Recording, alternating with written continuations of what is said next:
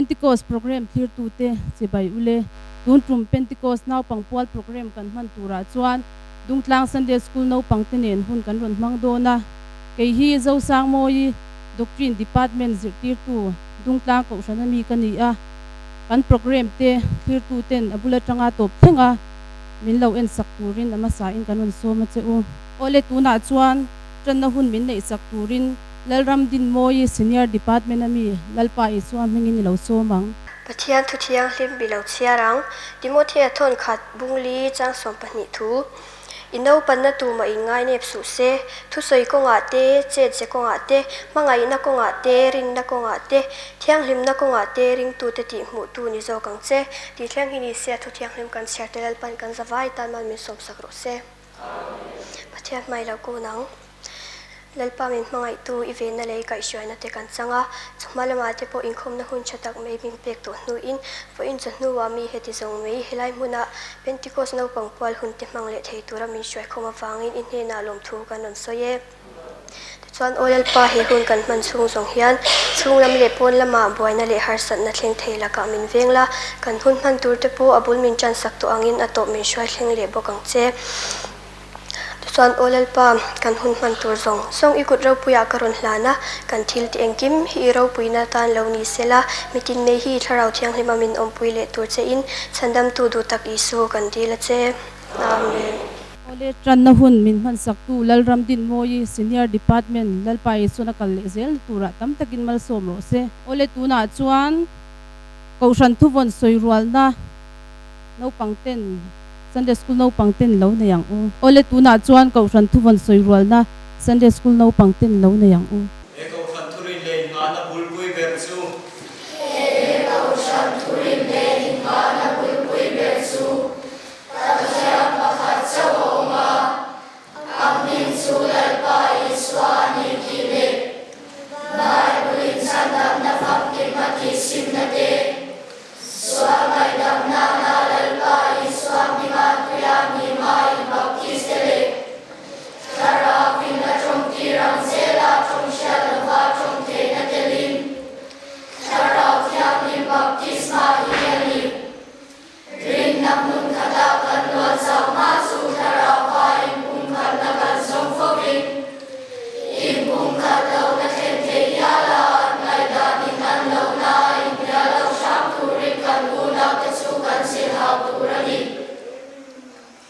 o Dungtlang Sunday School Naupang te kan van thiam em kan soirual boxi kan thuvon kha kan len nu theng pa thei hil lo turin hriat reng kan tum don nia ole tuna chuan kan program te antikal chhoze langa recitation min soi sak turin Vanlalchama primary department ami lalpai swaming lo so mang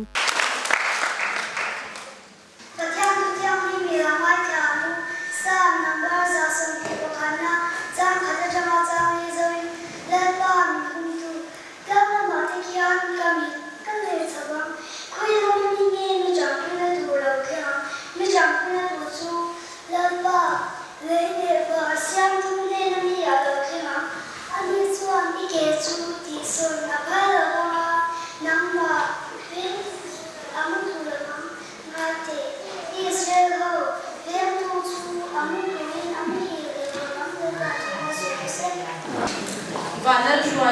primary department kan lo me ole tuna chuan me kan so bang o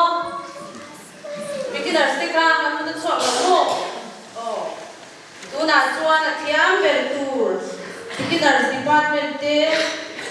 Bible chang soi turin kan so me kute a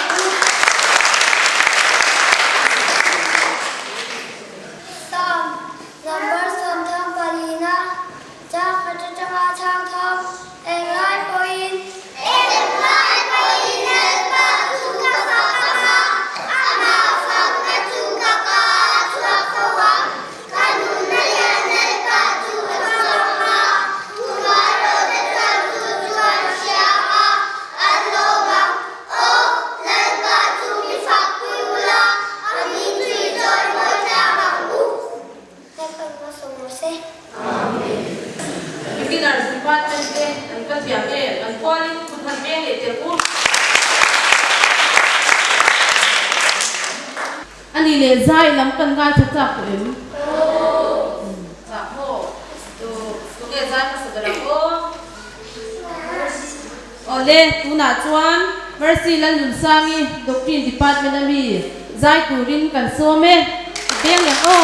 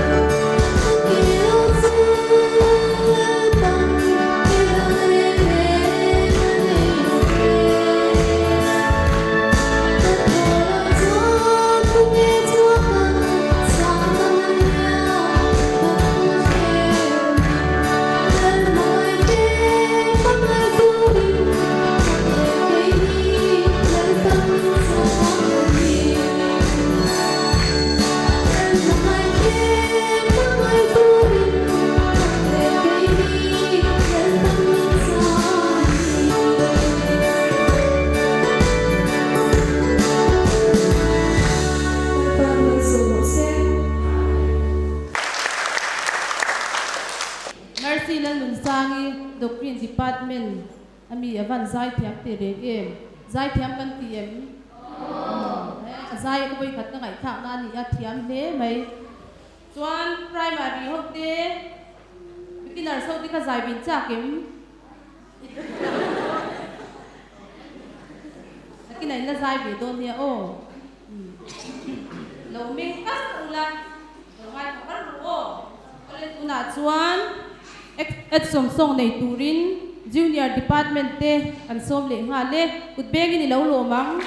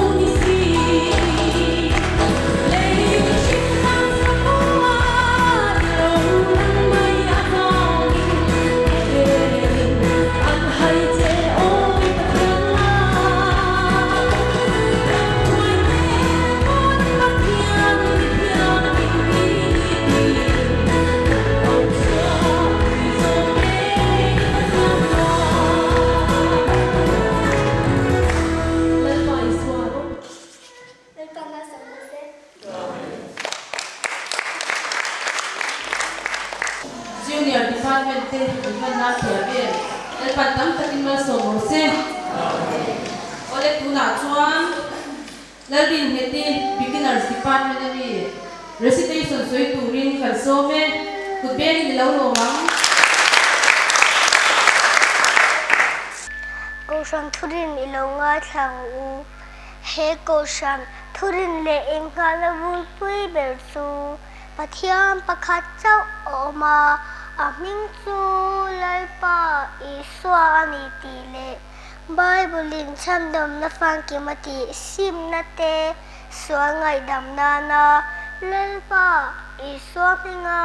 tiak ni ma im baptiste le Taravin atong tirang zela tong shelava tong thei na telin Tharau thiang lim baptisma hianim rim na mun khata kalwa zau masu Tharawa inbum khan na kan zom fawin inbum khalau na thlen thei hiala angai da in anlo na a in hialau sham turin kan unau ta chu kan zin hau turani kalome Lalbin heti beginners department kan lo me una chuan primary department te twin chang soi turin alpai somi kan som le pha le Pathianni zage om Pathian chu pakhat chom Pathianni angiani Pathian chu tharawani Tukung na Pathian seina nge anman lalpa Elohima Ekim tikheya Esadaya le sehawati tehi Pathian soina nat mangchi sehawalawi Pathian dana men om lo ama lo chu Pathian dam re re ran nom lo Tukung tharuna Pathian ko na nge anman lalpa iswa baptisma hi entong ye niya nge om sia baptisma ti hi victor baptizo ti achaha lo kalania umti dani baptisma su tu minga chantunge lalpa iswa minga chanturani tata sabase amen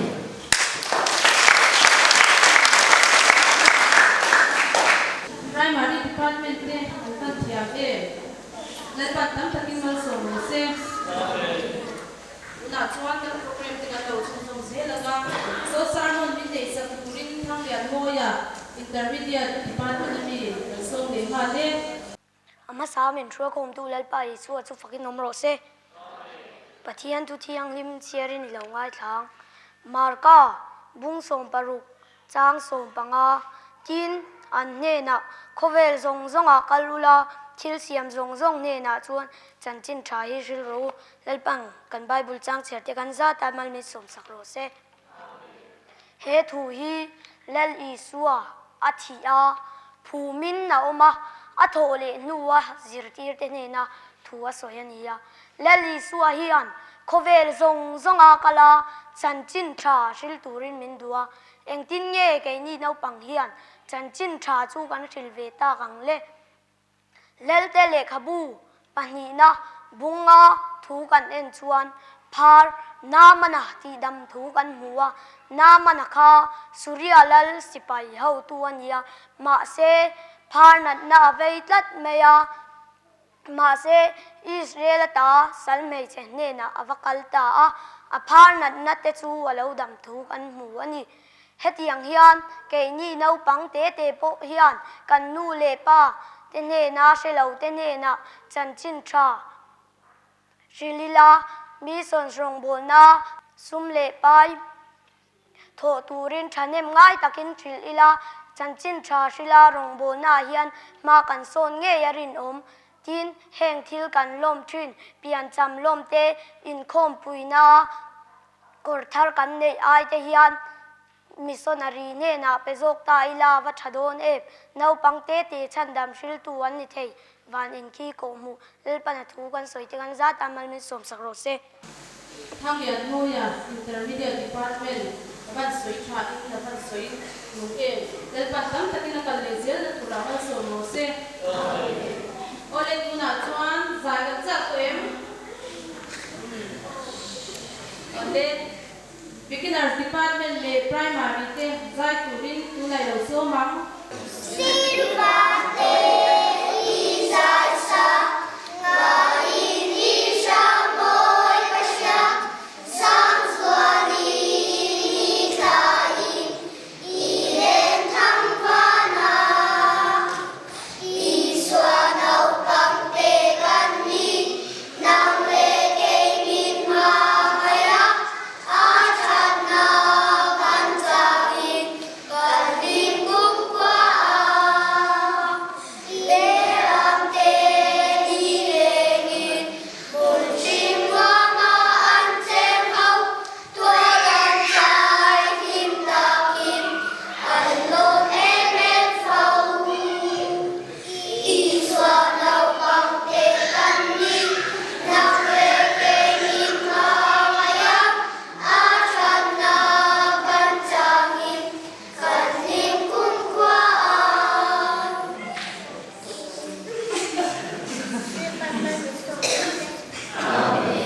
beginners ne primary department te an ka zai thiam an chunga kan lo me an zai thiam me una zai turin dang kan som leng o una chuan kelal ramdin moi senior department zai turin kan som leng ha le pen lo lo wa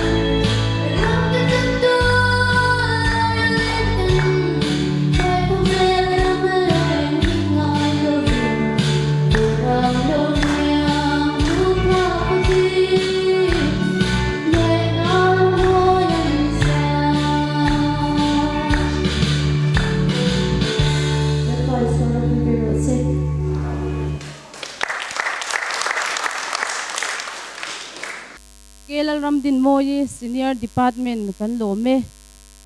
una chuan action song lam kan lo en lenga senior department te le doctrine department te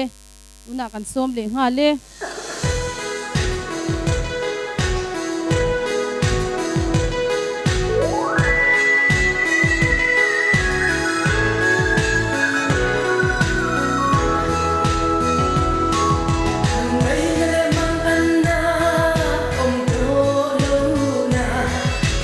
kênh Ghiền Mì Gõ để không bỏ lỡ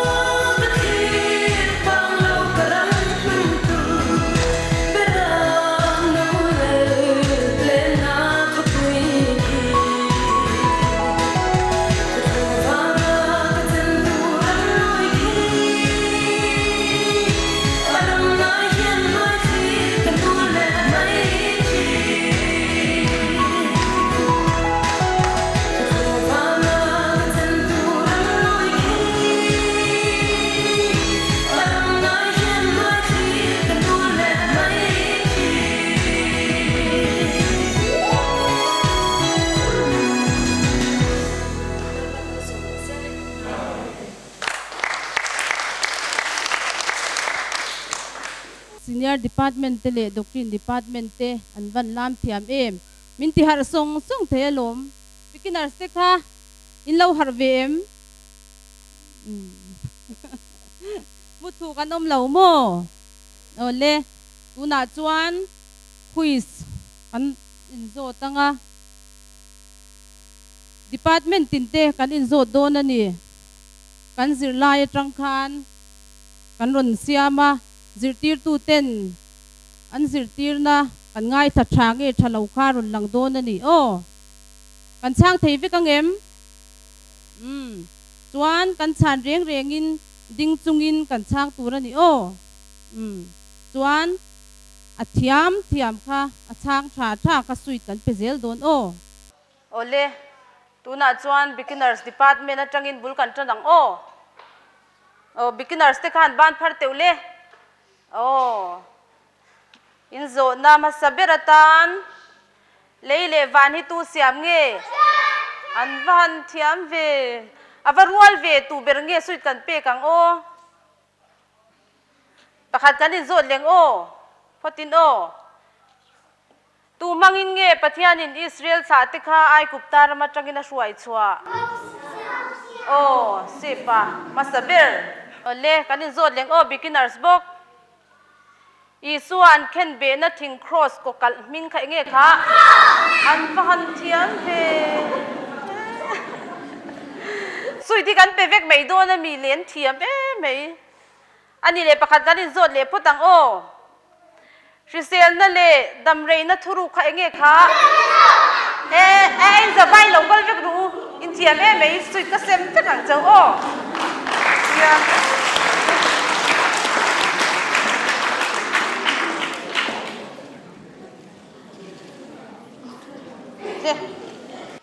tuna khan beginners department te kan zota primary department a kan lut le ang beginners department kha in suit ka pek chau kha lo ti rit mi a lo tur chuan kha kan quiz kan thiam le tuka zirlai kan ngai tha ti hriata tuna kan u te kan zot le don ani mo chuta chuan an thiam nge thiam lo nang ni ai khan an thiam nge thiam lo ngai tharu lo en chiang ru kan u te khonge primary department te khan nomle ban phar ve teule le kanin zot tanang Jacob ming thar kha enge ni kha an thiam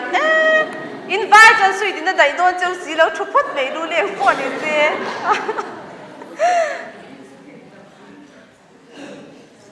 le zona karon zo de do in ring em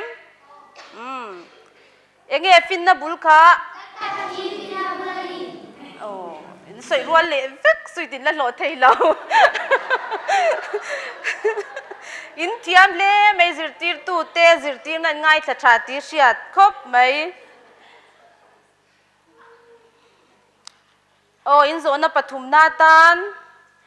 isu kha khoi kuwa nge ro pui taka lu kha velti le sang ma saber kan kiam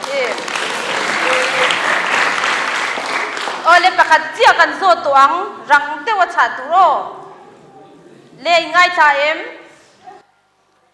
Israel te pathian kha engzat nge van thiam tak em tuna khan tu nge rang ber kha ka se thei lawa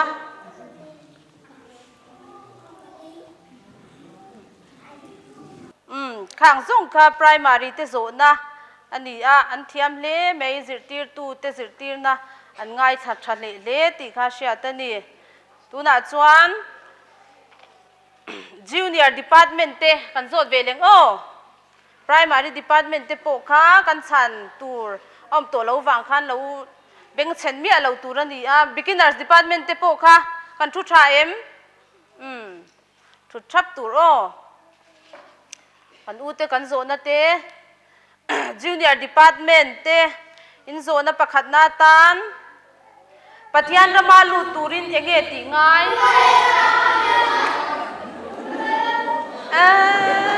pakhat thiam hlom ve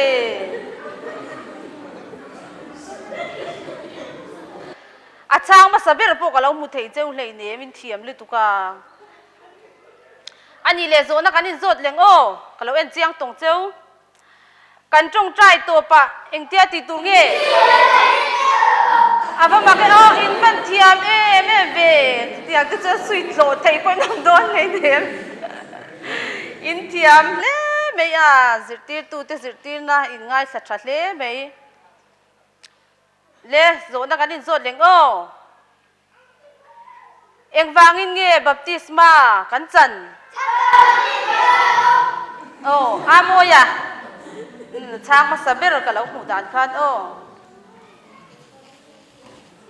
เนี่ย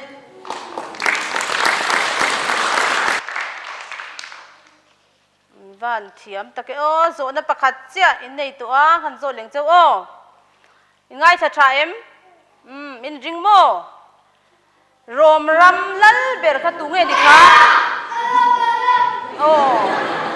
ดินจ้าว่าค่ะอร่อยเทียมเบอร์นี่เราก็รอสิ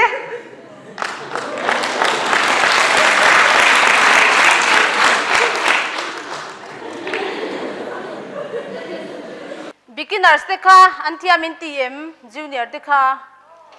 นังนี่อันที่อามินตีเงติเลาโมอ๋อ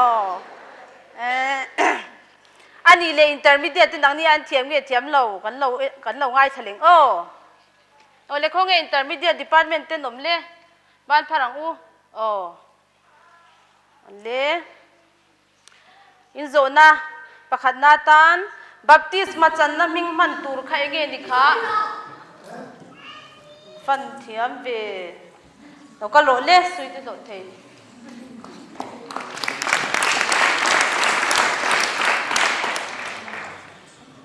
เล่มีดังที่หันกันเทียมเวเท่าเอ็มค่ะ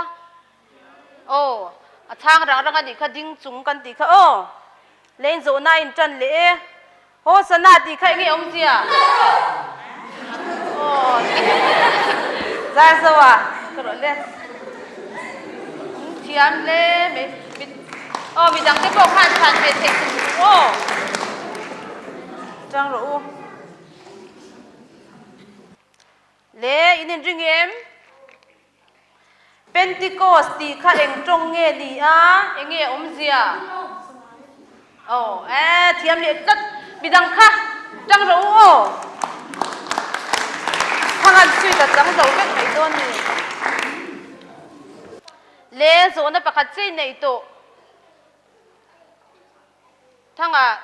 ชาติพันละวันติดชินังเล่นินริงเอ็มมีดังค่ะ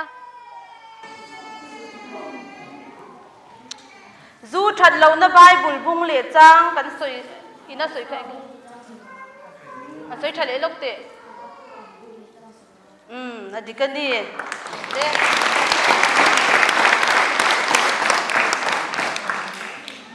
โอเล่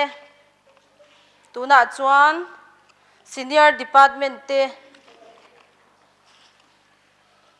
กันโซดเวลียงเขาเรียก senior department เตนมกันอินริงตัวเอ็มโซนช่างไทยตูรินริงโม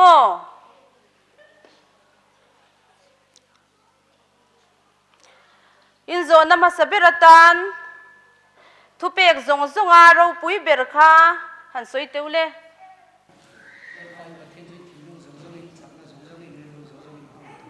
อันนี้กันดิดงอ่ะ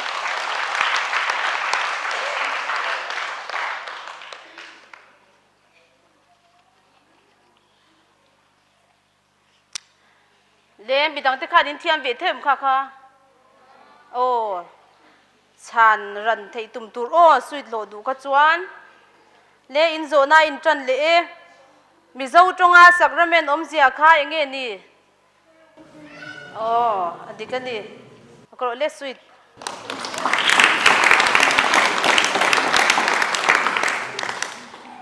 ป้าเล่ฟ้าป้าเล่ทราวเที่ยงริมดีนัดเต้นนันอินโจมมิ่งประคัดข้าอย่างเงี้ยค่ะอันนี้กันนี่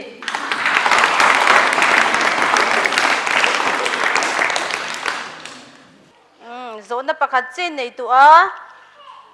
เทียมเล่โดนเงี้ยโดนเรา beginners ที่ใครเราง่ายทัดเจียงเอ็มเล่ tlangwal te ro pui na kha enge ni bible na soi kha ole nu pui ka local be ro le ding rual be ni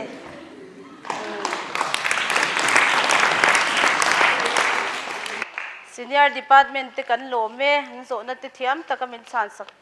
awangin ole tu na chuan a u berte doctrine department a kan lu tang khonge doctrine department te kha lali suan philipan ne na engtin nge ti kha adikani midang khan in thiam vem ingken khalti mi alawania than thiam ka chon than zo tum tur le karon zo de don chau inen ring em ring mo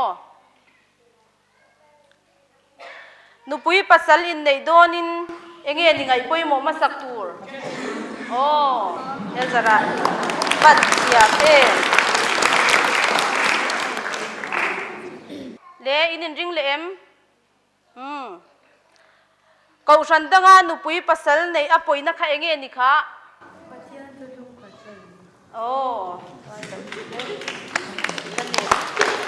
kau sandanga nupui pasal nei lau sham tur ani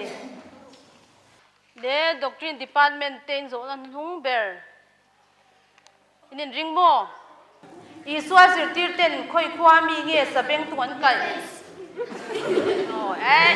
in chang wal khop mai lo chok ru le tu na chuan in zawa ya chan thei beginners department te po khan an chang thei common question tu na kan lo in zo tang Mizoram UPC ten fahra chomna kan neya a ming le a omna veng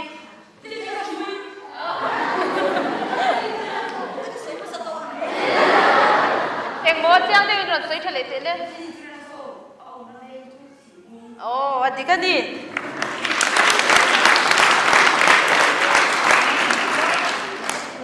pakhat chia kan in zo tong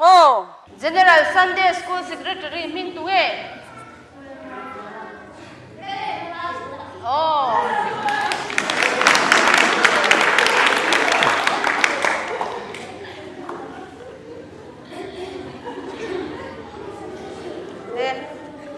khati zong ka quiz kan nei thei te chu ni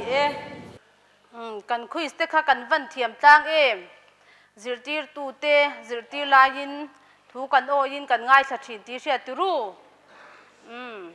nakin le zela po zirtir tu te zirtir na kan ngai sa zel tu rani turu pathian thu kan ria chuan kan nun ta na poimo do na kan puitlin huna po kha khamin shwai tu rani mo ole ani le tun kuma Sunday school chonu choma la kai kim zong ka ban phar teu invite deu thoina min ni van fil ole tuna chuan group zai kan ngai thanga junior inter senior doctrine department te zai turin kan som le kutbeng ni lo lo mang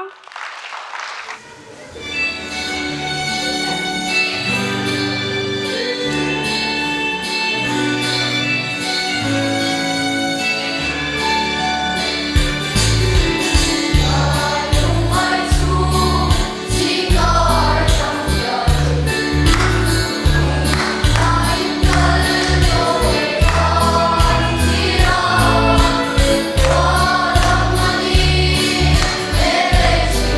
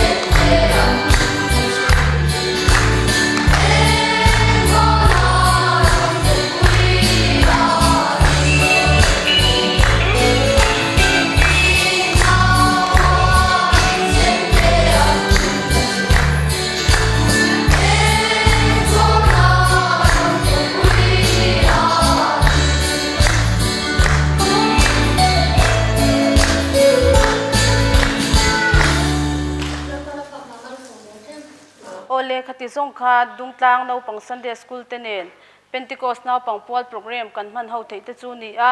kan program te lo thlir sak tu te in chunga lom thu kan soye